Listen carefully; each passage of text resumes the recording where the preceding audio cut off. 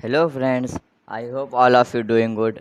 और आज मैं आपके लिए लेकर आया हूँ बहुत ही इम्पॉर्टेंट चैप्टर जो आपकी परीक्षाओं जैसे यूपी ट्रिपल एससी और एयरफोर्स, एनडीए, नेवी, इन सब के लिए बहुत ही इम्पॉर्टेंट चैप्टर होगा, जिसका नाम है मेंसुरेशन। इसको हिंदी में कहते हैं क्षेत्र मिति। क्षेत्र मिति। तो आज हम आपको क्षेत्र मिति के बारे में बताएंगे। मिति, मेंसुरेशन।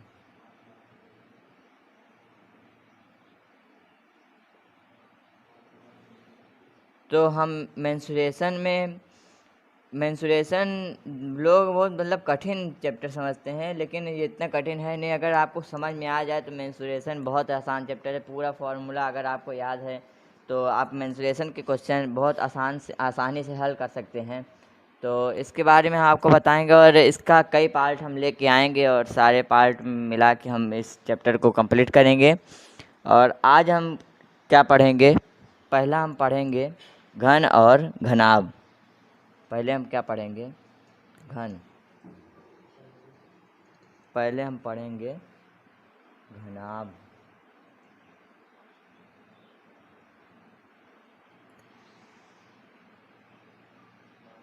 क्यूबॉइड। इसको इंग्लिश में क्या कहते हैं? क्यूबॉइड। तो घनाभ के बारे में हम पढ़ेंगे। देखिए, घनाभ जो है, घनाभ एक ऐसा आयताकार ठोस है। एक ऐसा आयताकार ठोस है जिसकी जिसकी 6 सतहें होती हैं। जिसकी 6 सतहें होती हैं। तो देखिए घनाभ कैसे बनता है। घनाभ का चित्र देख लीजिए आप लोग।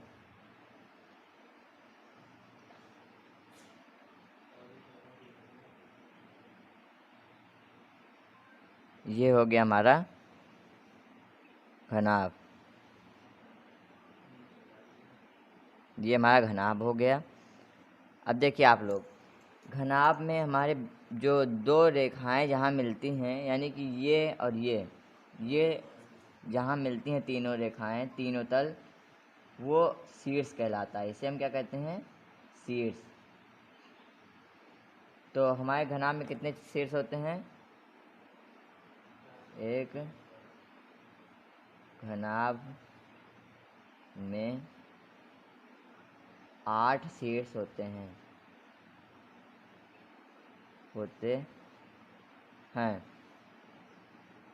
तो 8 शीर्ष कौन कौन से हैं? देखिए आप लोग, पहला, दूसरा, तीसरा, चौथा, पाँचवा, छठवां, सातवां, आठवां।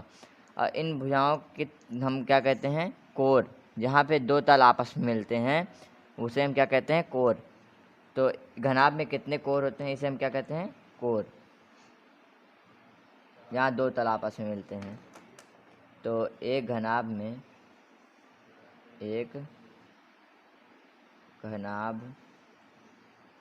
में 12 कोर होते हैं। कोर होते हैं। तो 12 कोर कौन कौन से? देखिए, पहला, दूसरा, तीसरा, चौथा, पाँचवा, छठवां, सातवां, आठवां, नौवां, 10वां, 11वां और एक 12वां। तो हमारे 12 कोर हो गए। कोर 12 और शीर्ष कितने हो गए? 8। और इसकी सम्मुख सतह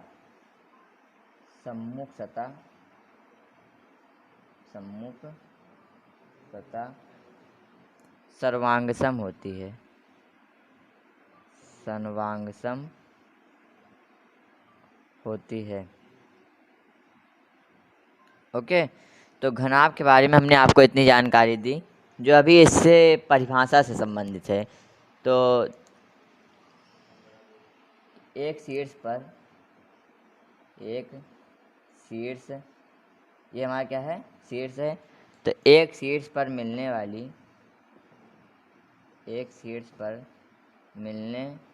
वाली तीन कोरें इसकी लंबाई, चौड़ाई और ऊंचाई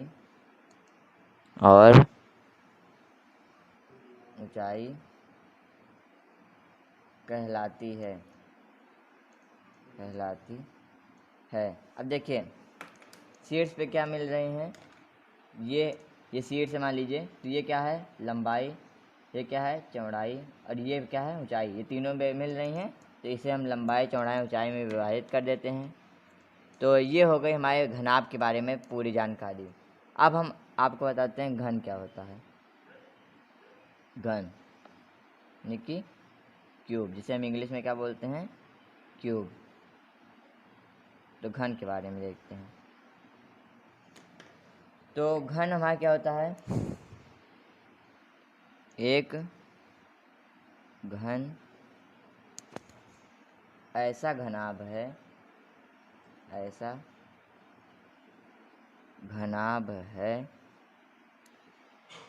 जिसकी सभी कोरें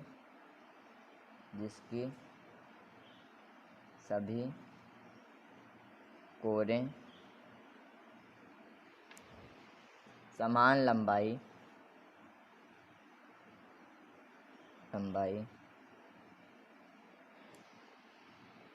की और 6 तलों में प्रत्येक तल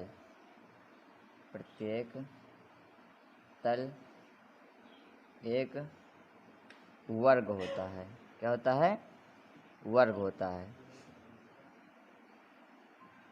तो इसको आप लोग बहुत ध्यान से पढ़िएगा, क्योंकि अगर इसमें आप एक भी चीज़ मिस करते हैं तो आपको बेसिक नहीं समझ में आएगा और आप इसके क्वेश्चंस नहीं लगा पाएंगे। तो इसमें आप कोर और शीर्ष ये सब बहुत ध्यान से समझना होगा। तो घन देखते हैं क्या होता है।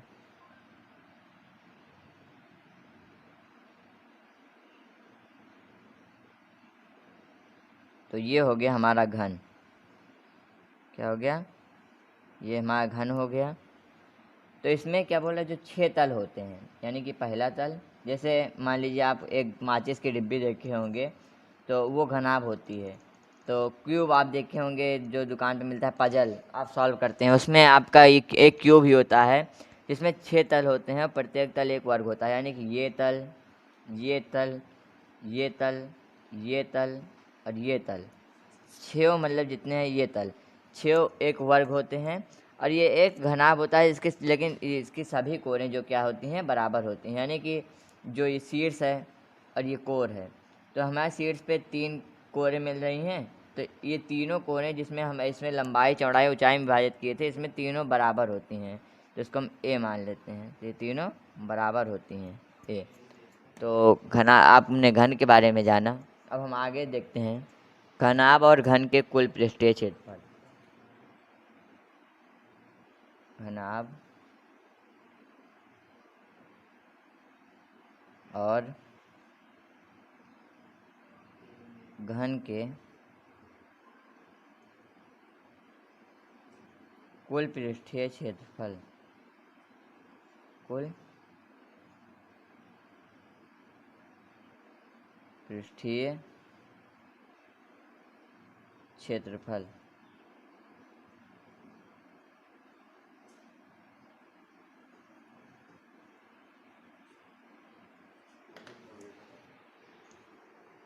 तो देखिए आप लोग, हम इसका एक चित्र बनाते हैं। पहले एक चित्र बना लेते हैं।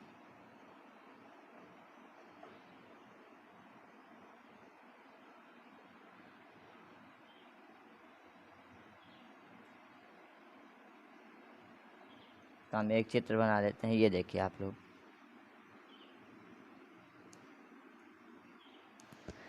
तो इसमें जो ये आपसे जो सबसे ज़्यादा पूछा जाने वाला क्वेश्चन होता है वो यही होता है जो अब हम बताने जा रहे हैं।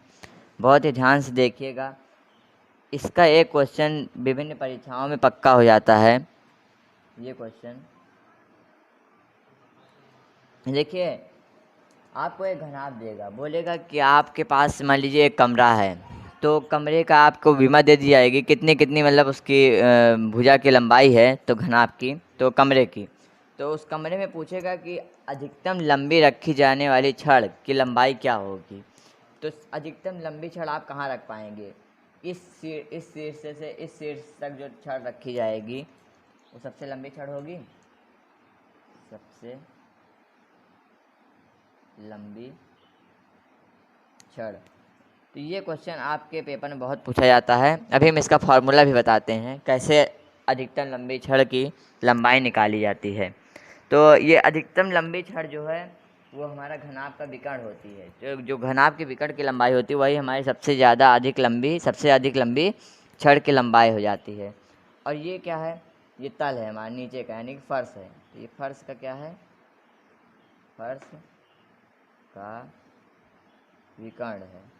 तो ये फर्श का विकर्ण है और ये सबसे लंबी छड़ है, यानी कि ये घनाभ का विकर्ण है।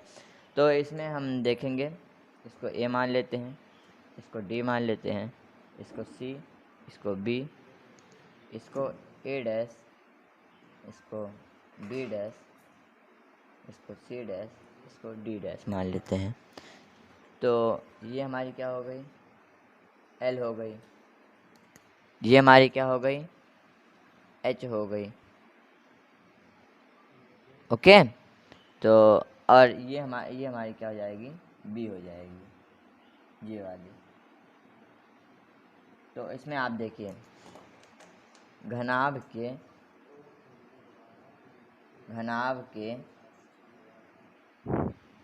तलों के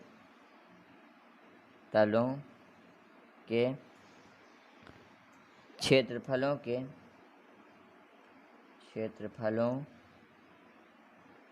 के योग को इसका पृष्ठ कहते हैं। योग को इसका पृष्ठ कहते हैं।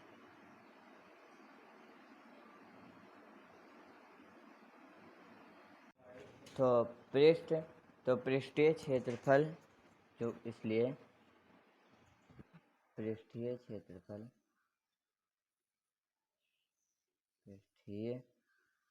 क्षेत्रफल बराबर 2LB plus 2BH plus 2HL बराबर, अगर हम इसमें 2 कॉमन ले लें तो क्या बचेगा? LB plus BH plus HL। तो ये हमारा फार्मूला हो गया घनाभ का पृष्ठीय क्षेत्रफल। तो इसका ये फार्मूला हो गया। अब यही घन के लिए होता तो क्या करते? देखिए, घन के लिए तो घन में तो ना एल होता है, ना बी होता है, ना एच होता है, सब बराबर होता है, किसी के साथ भेदभाव नहीं है, सब बराबर। तो हमने एल बराबर बी बराबर एच बराबर ए माना था, तो वही हमने लिखा है। अब इसमें देखिए, घन का कुल पृष्ठ बराबर 2 ब्रैकेट में ए इंटू ए प्लस ए इंटू ए प्लस ए इंटू ए बराबर क्या हो गया? ए स्क्वायर 3 इंटू 2 6 A²। तो ये हमारा किसका फॉर्मूला हो गया? घन के कुल पृष्ठ का। तो ये घनाभ के कुल पृष्ठ का फार्मूला है और ये घन के कुल पृष्ठ का फार्मूला है। तो हम आगे अब इसके विकर्ण की लंबाई देखते हैं, जो कि सबसे ज़्यादा क्वेश्चन आपसे पेपर में पूछे जाते हैं। सबसे अधिक छड़ रखी जाने वाली सबसे अधिक लंबी छड़ की लंबाई, तो वो हमारे विकर्ण ही होती है। और हम देखते हैं विकर्ण कैसे निकालते हैं, उसका फार्मूला क्या होता है। घनाभ और घन के विकर्ण की लंबाई। घनाभ और घन के विकर्ण की लंबाई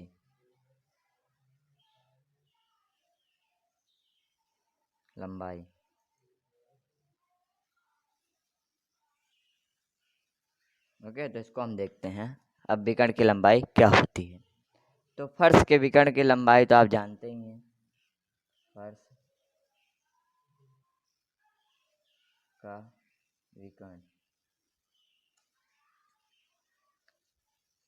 का विकर्ण तो हमने फर्श का विकर्ण क्या होता है देखिए। फर्श का विकर्ण बराबर under root L square plus B square, क्योंकि इसमें पाइथागोरस प्रमेय से हम निकालेंगे फर्श का विकर्ण, तो under root L square plus B square आ जाएगा। अतः सबसे लंबी छड़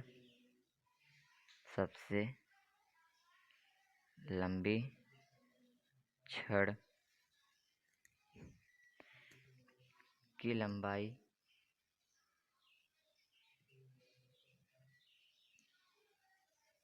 ज्ञात करने के लिए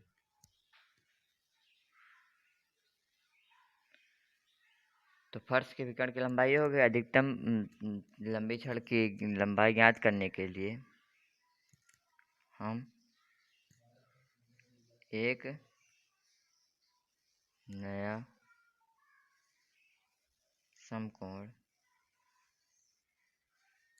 त्रिभुज बनाते हैं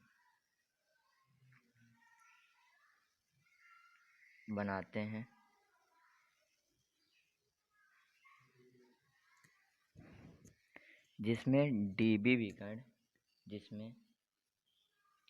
कह लीजिए या जिसमें विकर्ण कह लीजिए, जिसमें विकर्ण आधार यानी कि बेस और ऊंचाई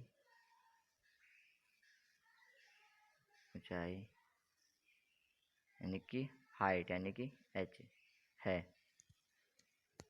इस प्रकार घनाभ के विकर्ण की लंबाई, तो इस तरह हम देखते हैं, इस प्रकार घनाभ के विकर्ण की लंबाई क्या हो जाएगी, under root L square plus B square plus H square. तो हमसे अगर कोई पूछे कि कमरे की अगर हमें बीमा दे रहे और पूछे कि अधिकतम लंबी रखी जा सकने वाली छड़ की लंबाई क्या होगी, तो हम इस फॉर्मूले से उस छड़ की लंबाई ज्ञात कर लेंगे। और यह आपके पेपर के लिए बहुत इम्पोर्टेंट भी है, तो इसको ध्यान से पढ़िएगा। आपके पेपर के लिए इम्पोर्टेंट तो सभी है, लेकिन कुछ चीज़ हम बताएंगे जो आप उस पर ज़्यादा ध्यान दे दीजिएगा ताकि वो आपसे मिस ना हो पाए। और लगातार हमारे साथ बने रहिए, अभी हम आगे और भी चीज़ बताएंगे जो आपके लिए बहुत ही इम्पोर्टेंट होगी। तो अगर आप जुड़े रहेंगे तो आप उस क्वेश्चन को बहुत आसानी से सॉल्व कर लेंगे। घन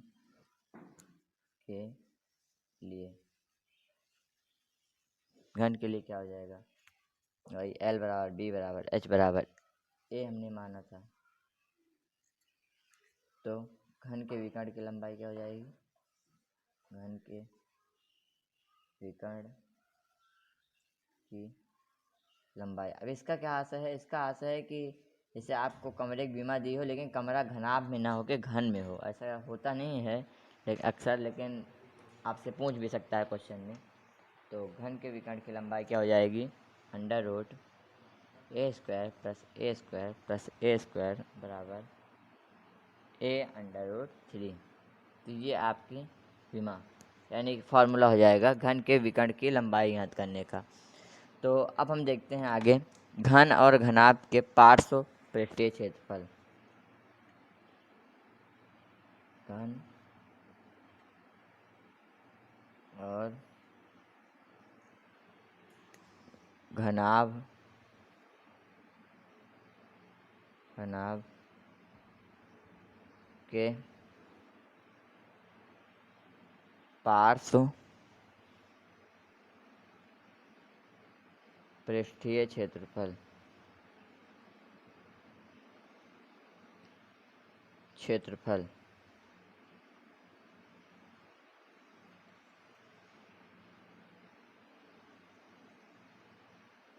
तो इसको हम स्टडी करते हैं, देखते हैं। तो इसमें आप दो फार्मूले लिख लीजिए दोनों के। तो पहला क्या हो जाएगा, घनाभ का पार्श्व पृष्ठ क्या होता है, घनाभ का पार्श्व पृष्ठ क्या होता है, 2 ब्रैकेट में L + B × H। और दूसरा आप देख लीजिए, घन का पार्श्व पृष्ठ क्या होता है, घन का पार्श्व पृष्ठ क्या होता है। आप देखिए, घन का पार्श्व पृष्ठ 4a²,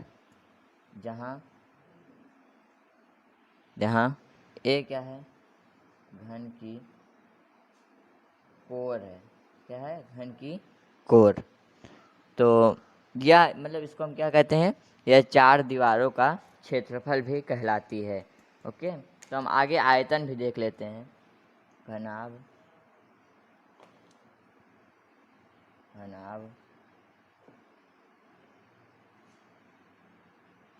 और घन के आयतन और घन के आयतन। तो घनाभ और घन के आयतन के बारे में हम पढ़ेंगे। तो इसका पहले आप परिभाषा देख लीजिए। किसी ठोस आकृति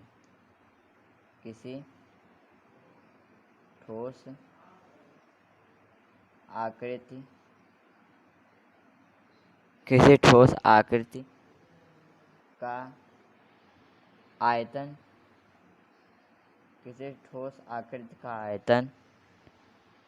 इसकी सतह से घिरे आकाश, अभी इसको हम आपको एक्सप्लेन कर देते हैं। सतह से पहले आप लोग नोट्स बनाते रहिए हमारे साथ साथ। घिरे आकाश की माप को कहते हैं। तो किसी ठोस आकृति, मान लीजिए आप देखे होंगे माचिस की डिब्बी, या फिर माचिस की डिब्बी जैसे कुछ भरा हो, जैसे हो गया आपका पजल हो गया, जो आप पजल बनाते हैं। तो किसी ठोस आकृति का आयतन इसकी सतह से, जैसे आयतन जो होता है इसकी जो सतह होती है चारों तरफ, तो सतह से घिरे आकाश को उसकी माप कहते हैं। तो लंबाई का मात्रक क्या है, लंबाई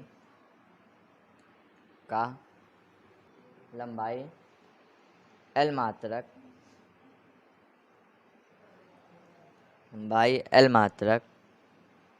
चौड़ाई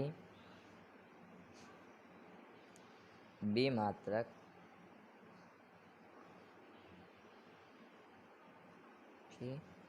ऊंचाई H मात्रक में घनाभ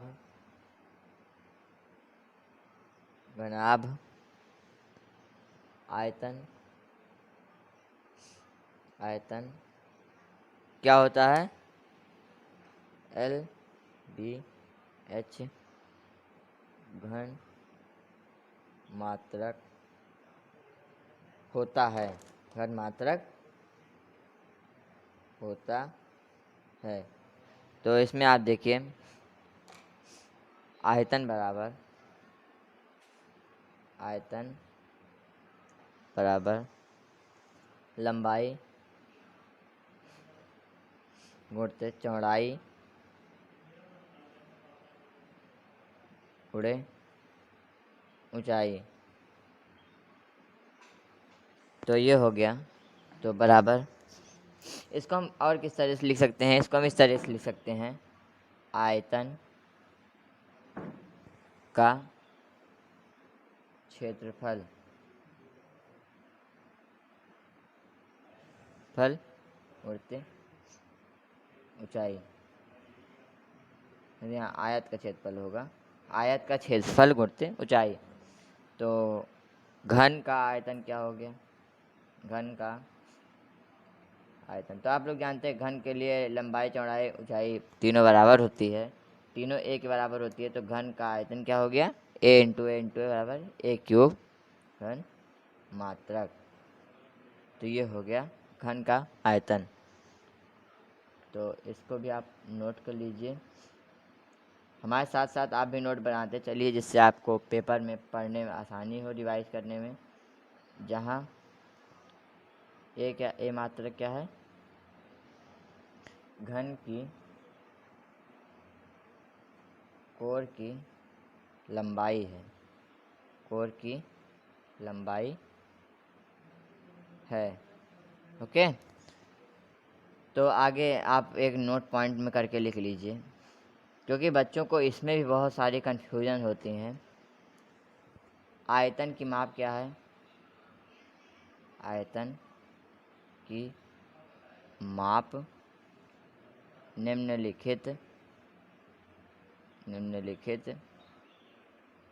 है। क्या है, 1 सेंटीमीटर क्यूब बराबर 10⁻³ मिलीमीटर। और दूसरा क्या है, 1 मीटर क्यूब बराबर 1000 लीटर। तो ये अगर आपको नहीं पता रहेगा, बहुत बच्चों को इसमें प्रॉब्लम होती है, वो चेंज नहीं कर पाते हैं एक मात्रक से दूसरे मात्रक में। जैसे 1 मीटर क्यूब में 1000 लीटर होता है। जैसे अभी दूध के लिए आपको दिया जाता है, तो उसमें ऐसे ही होता है, आप दूध लीटर में दिया रहता है, आप उसको आयतन में बदल ही नहीं पाते हैं। तो एक मीटर क्यूब बराबर कितना होता है, 1000 लीटर। तो दोस्तों आज के लिए इतना ही।